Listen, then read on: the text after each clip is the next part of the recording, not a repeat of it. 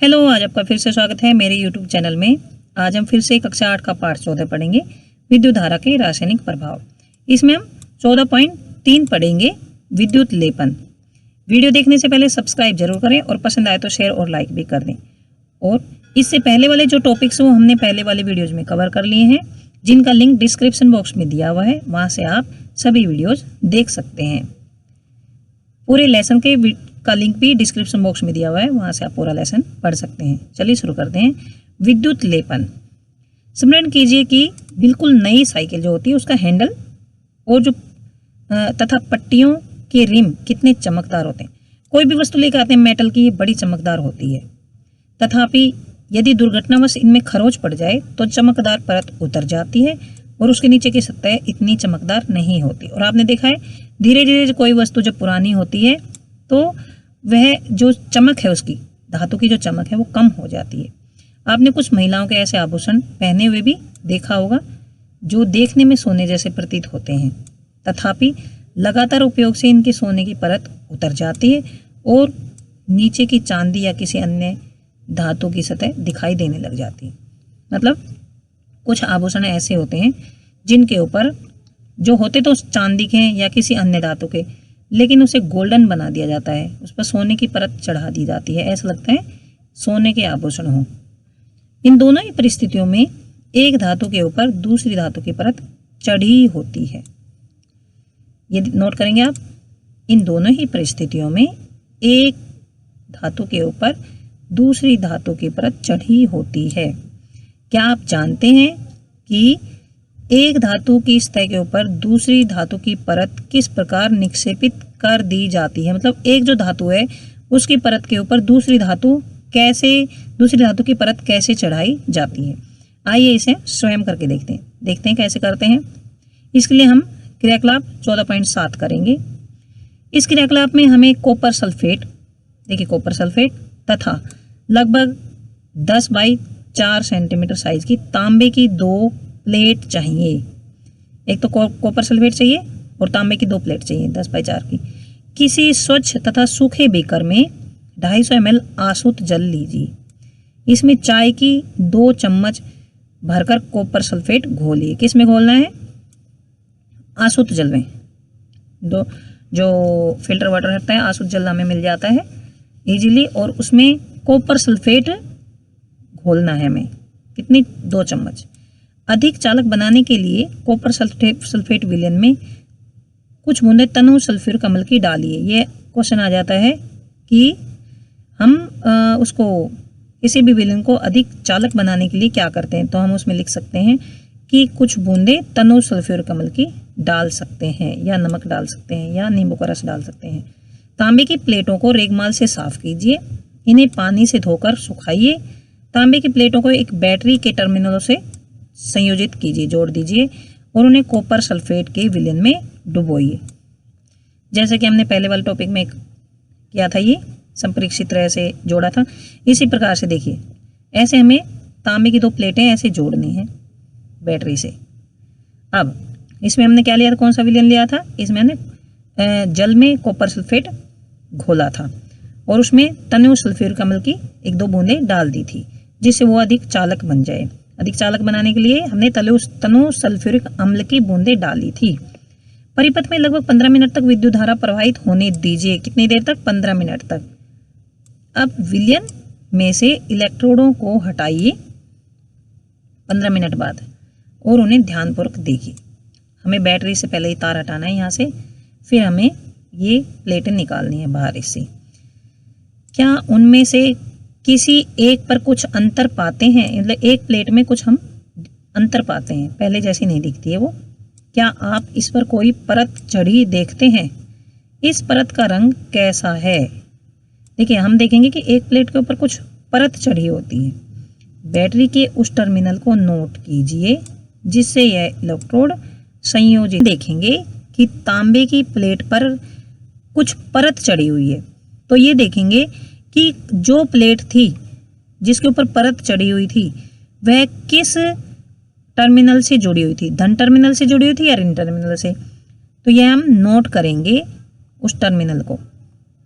अब इसके बाद विद्युत लेपन के क्रियाकलाप को करने से पश्चात पहले ने इलेक्ट्रोडों को आपस में बदलकर क्रियाकलाप को दोहराया।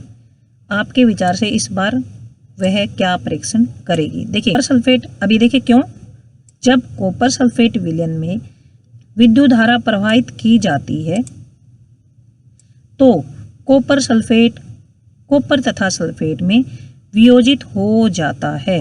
ध्यान से सुनेंगे, जब कॉपर सल्फेट विलयन में विद्युत धारा प्रवाहित की जाती है तो जो कॉपर सल्फेट है, जो हमने इसमें यहाँ पर कॉपर सल्फेट लिया था, वह कॉपर और सल्फेट में वियोजित हो जाता है, मतलब एक तरह से टूट जाता है, कॉपर और सल्फेट में अलग अलग हो जाता है। स्वतंत्र कॉपर बैटरी के ऋण टर्मिनल से संयोजित इलेक्ट्रोड की ओर आकर्षित होता है तथा उस पर निक्षेपित हो जाता है। कौन से टर्मिनल पर? जो ऋण टर्मिनल है उससे संयोजित इलेक्ट्रोड की ओर आकर्षित होता है। हमने पहले क्या देखा था, क्या पढ़ा था? देखिए कि जो परत है वह कौन से इलेक्ट्रोड पर चढ़ती है।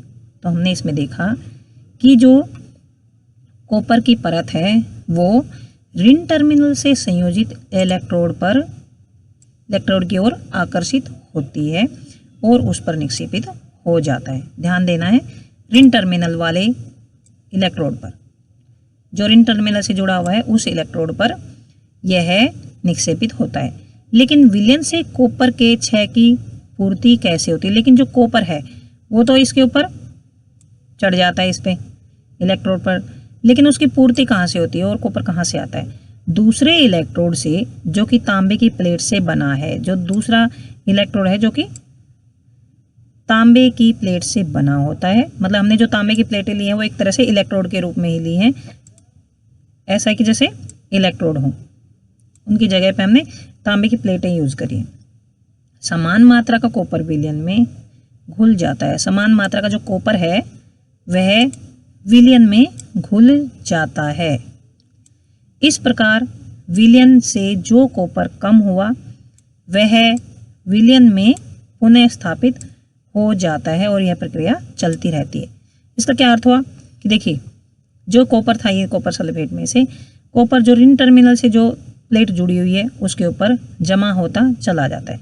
लेकिन कॉपर आता कहाँ से? जो धन टर्मिनल की जो ये वाली प्लेट है, यह तांबे की बनी है, दोनों तांबे की बनी हुई है, तो ये वाली टूट कर इसके अंदर जो कॉपर सल्फेट है उसके अंदर गिरती रहती है और कॉपर जो है वो इसके ऊपर चढ़ता रहता है। जो ऋण टर्मिनल से जो प्लेट जुड़ी हुई है उस पर चढ़ता रहता है। इसका अर्थ यह हुआ कि इस विद्युत लेपन प्रक्रिया में एक इलेक्ट्रोड से कॉपर दूसरे इलेक्ट्रोड पर स्थानांतरित होता जाता है। मतलब यह जो प्रक्रिया है इसको क्या बोलेंगे? विद्युत लेपन की प्रक्रिया। और इस विद्युत लेपन प्रक्रिया में क्या हुआ कि एक इलेक्ट्रोड से कॉपर दूसरे इलेक्ट्रोड पर स्थानांतरित होता जाता है। तो जैसे मान लो हमें चांदी के ऊपर सोने की परत चढ़ानी है, तो हम जो नेगेटिव, जो ऋणात्मक, देखिए ऋणात्मक जो ये है टर्मिनल, इससे हम इस प्लेट को जोड़ेंगे जिस पर हमें परत चढ़ानी है, मतलब चांदी की जो प्लेट है वो जोड़ेंगे। और जिसकी परत चढ़ानी है, मान लो सोने की परत चढ़ानी, तो सोने की जो ये प्लेट है, ये इलेक्ट्रोड हम सोने का लेंगे जो कि धन टर्मिनल से जुड़ा हुआ होता है। तो आपको समझ आ गया होगा, धन टर्मिनल से जो सिरा जुड़ा हुआ है उसकी परत ऋण टर्मिनल से जो सिरा जुड़ा होता है उस पर चढ़ेगी। उसको ऊपर चढ़ाने के लिए हम ऋण टर्मिनल से जोड़ेंगे जिस पर हमें परत चढ़ानी है। बुजो को तांबे की केवल एक प्लेट ही मिल गई, इसलिए उसने क्रियाकलाप 14.7 को तांबे की प्लेट के स्थान पर कार्बन की छड़ को बैटरी के ऋण टर्मिनल से संयोजित करके किया। उसे कार्बन की छड़ पर तांबे की परत चढ़ाने में सफलता प्राप्त हो गई।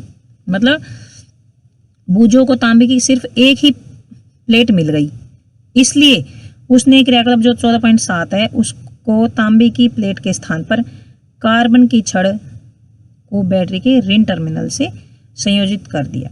उसे कार्बन की छड़ पर तांबे की परत चढ़ाने में सफलता प्राप्त हो गई। मतलब अगर मान लो हमारे पास ये एक छड़ है तो ऋण सिरे की जगह कार्बन का ये जो छड़ है वो लगा दिया इसने।